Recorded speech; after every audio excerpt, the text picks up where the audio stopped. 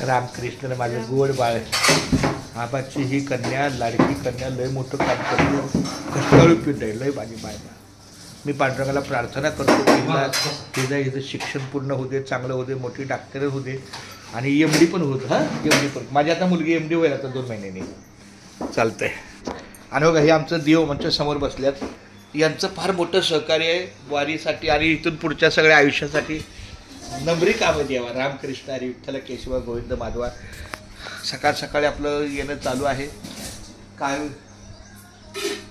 आधी पोटोबा मग विठोबा, आईचा विठोबा चालू आहे. खूप छान. धन्यवाद. रामकृष्ण हरी रामकृष्ण हरी.